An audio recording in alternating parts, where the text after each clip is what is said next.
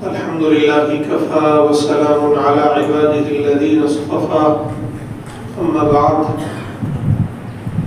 أعوذ بالله من الشيطان الرجيم بسم الله الرحمن الرحيم يا أيها الذين آمنوا كتب عليكم الصيام كما كتب على الذين من قبلكم لعلكم تتقون أياما معدودات صدق الله العظيم.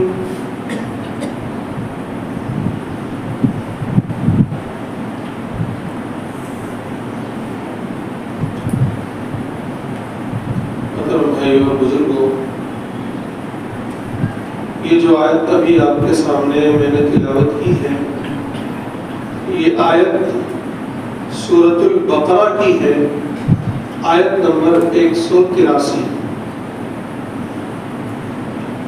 اس آیت میں اللہ تعالیٰ نے براہ راست ہم ایمان والوں کو مخاطب فرمایا ہے اور یہ ارشاد فرمایا ہے کہ تم پر روزے فرض کیے گئے، اور پھر یہ بھی واضح فرمایا ہے کہ ان روزوں کی فرضیت سے اللہ تعالیٰ تمہارے اندر کیا تبدیلی چاہتے ہیں، یعنی ان کا مقصد کیا ہے۔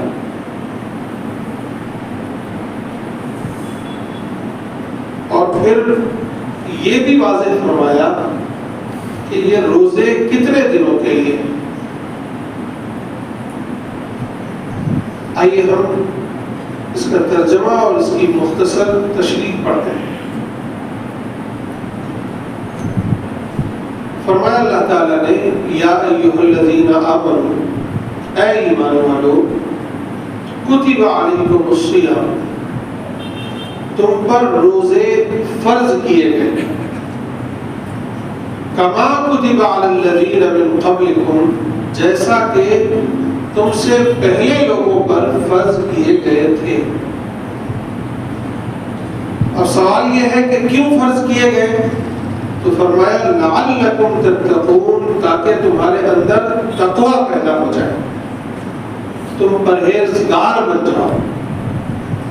آگے فرمایا ایام معدودات، چند دن ہے، بہت زیادہ نہیں ہے کہ تم گھبرا جاؤ، اور نہ ہی اتنے کم ہیں کہ ان کے اثرات زندگی میں نظر نہ آئے، اس کے ذریعے سے زندگی میں کوئی انقلاب، کوئی تبدیلی نہ آئے، اتنے کم بھی نہیں ہے، چند دن ہے، یعنی 1 مہینے کے روزے،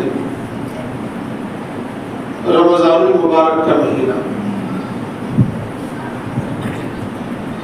3 باتیں ہیں ان آیتوں میں۔ پہلی بات تو یہ ہے کہ اللہ تعالیٰ نے روزے کا جو مقام ہے، روزے کی جو حیثیت ہے، اس کو واضح فرمایا کہ ایمان والو، تم پر روزے فرض ہے، فرض۔ دین میں، شریعت میں فرض کا درجہ یہ ہے کہ کوئی شخص اگر فرض کو فرض نہ مانے، فرض کا انکار کر دے، تو پھر وہ مومن یا مسلمان نہیں رہتا، وہ کافر ہو جاتا ہے۔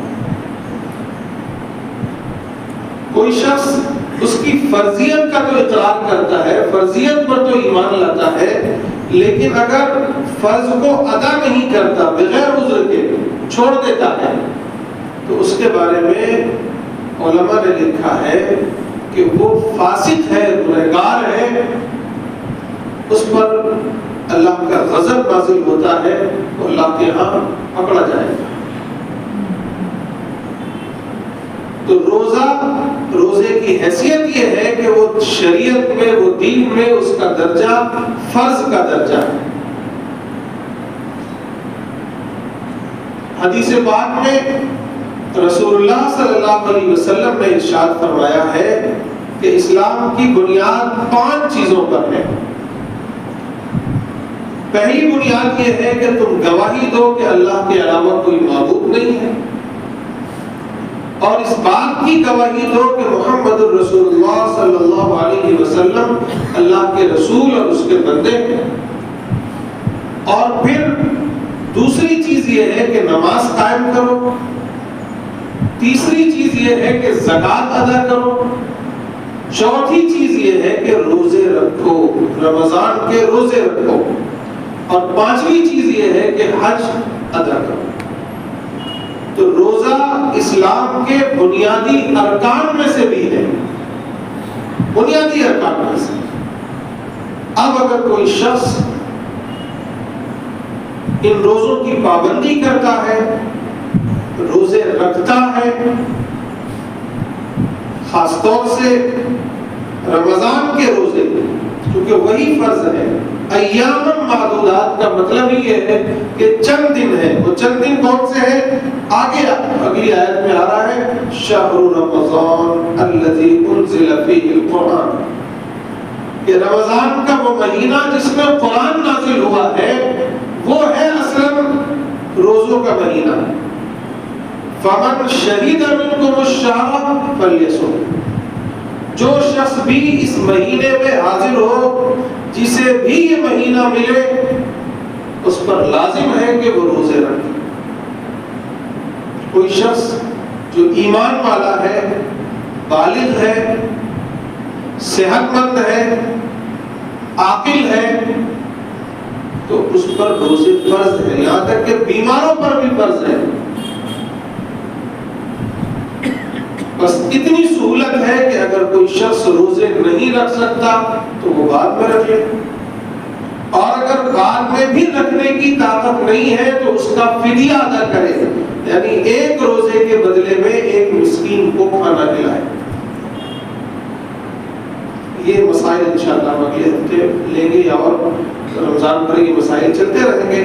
رمضان مبارک کے جو روزے ہیں یا ان کے جو مسائل ہیں، آج جو گفتگو کرنی ہے وہ انہیں آیتوں، اس آیت کے تعلق سے جو 3 باتیں ہیں۔ پہلی بات تو ہو گئی کہ روزے کی حیثیت اور اس کا مقام کیا ہے، وہ فرض ہے، اور یاد رکھیے فرض کا انکار کفر ہے، فرض کا چھوڑنا گناہ کبیرہ ہے۔ دوسری بات، اللہ تعالیٰ یہ بھی کہہ رہے ہیں کہ صرف تم پر فرض نہیں کیا جا رہا ہے، کما کتب علی الذین من قبلکم، یہ روزے تم پر اس طرح فرض کیے جا رہے ہیں جس طرح پہلی امتوں پر، پہلے لوگوں پر فرض تھے۔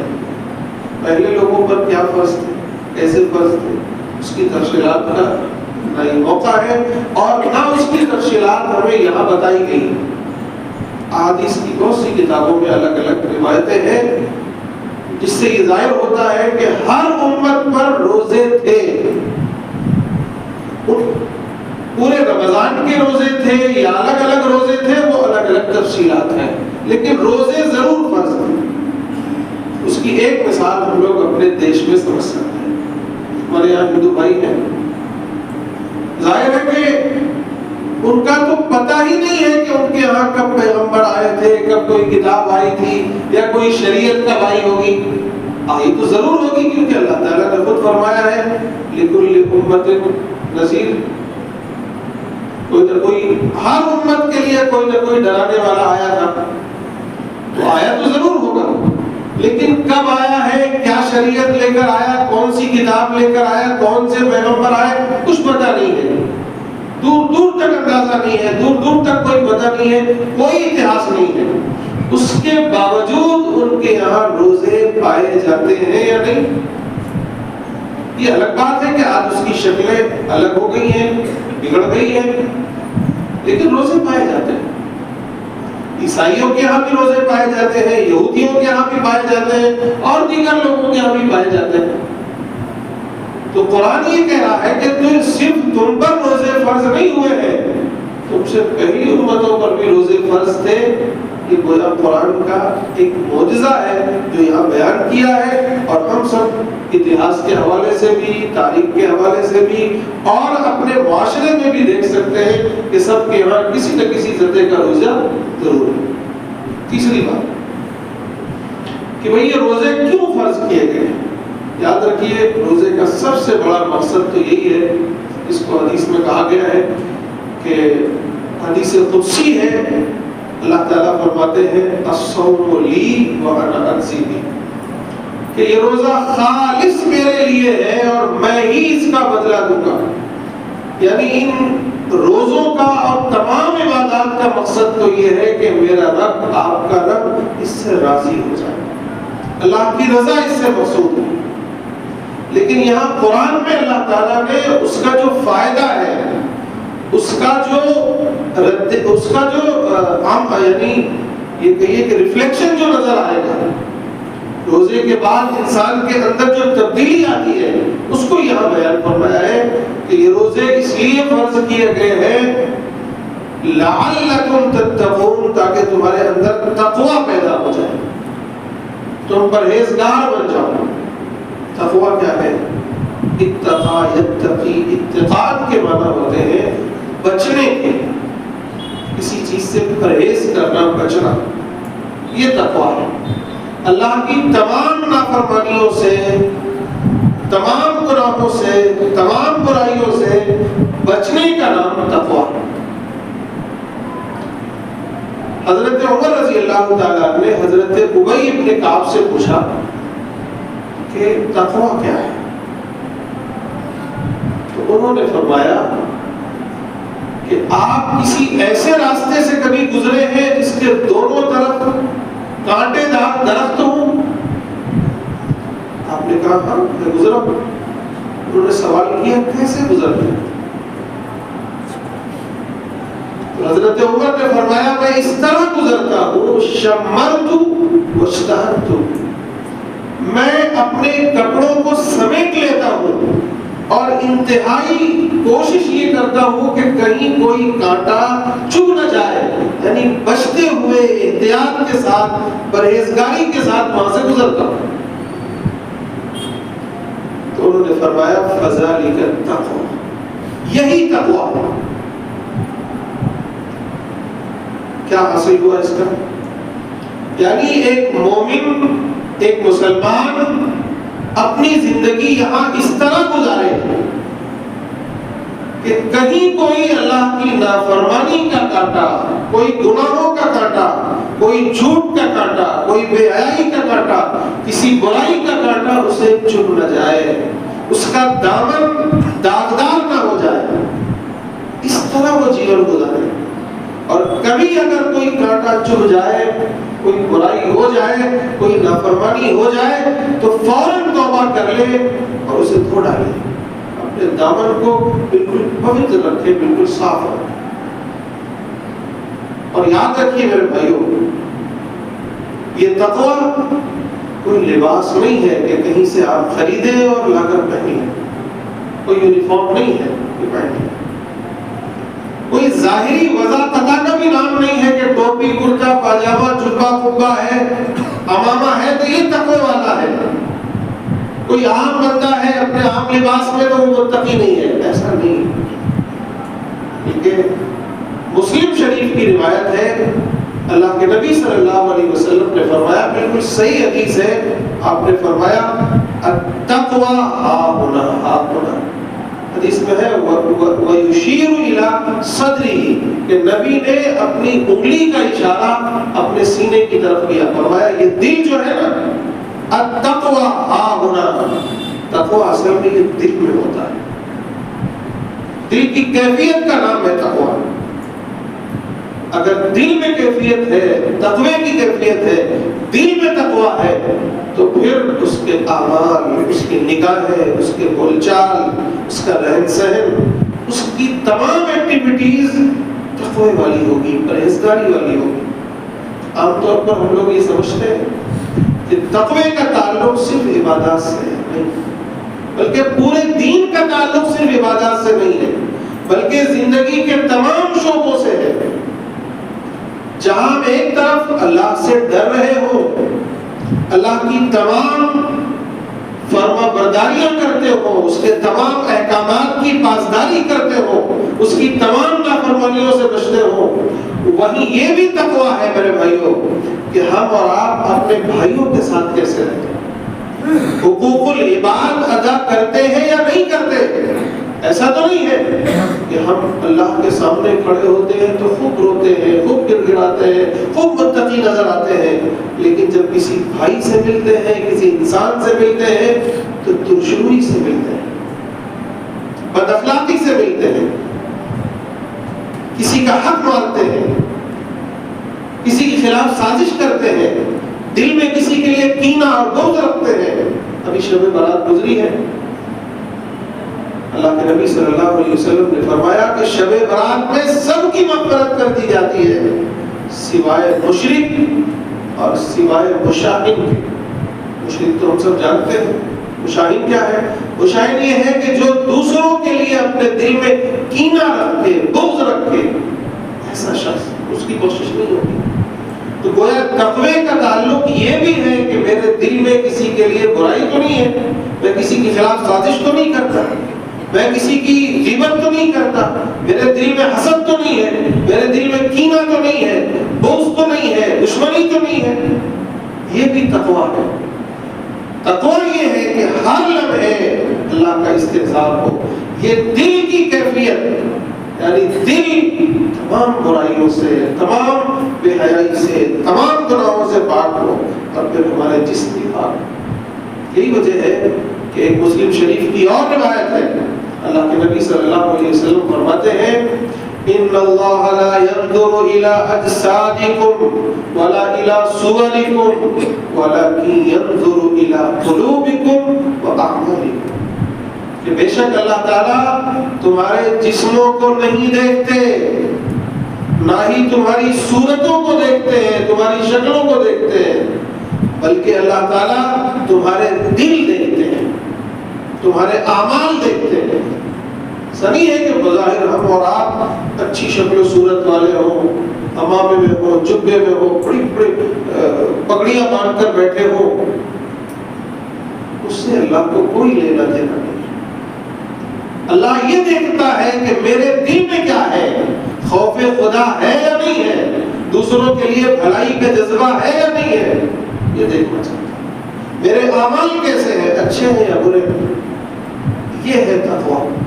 میرے بھائیوں، یہ رمضان کے روزے فرض کیے جا رہے ہیں، اس کا اولین مقصد یہی ہے کہ میرے اور آپ کے اندر تقویٰ پیدا ہو، پرہیزگاری پیدا ہو۔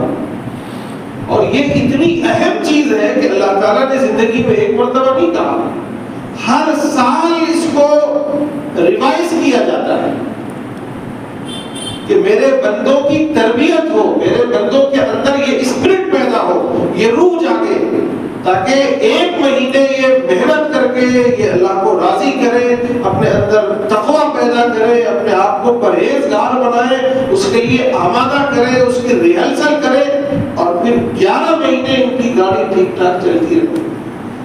یہ ہے مقصد، گویا 11 مہینے کے لیے یہ تیاری کا دن ہے، یہ تیاری کا مہینہ ہے، اپنے آپ کو پریپیئر کرنے کا مہینہ ہے، اپنے آپ کو اسٹرانگ کرنے کا مہینہ ہے، کہ آپ 11 مہینے آپ کی تقوی کی بیٹری، ایمانداری کی بیٹری، پرہیزگاری کی بیٹری چلے، اس کو چارج کرنے کا یہ موسم ہے۔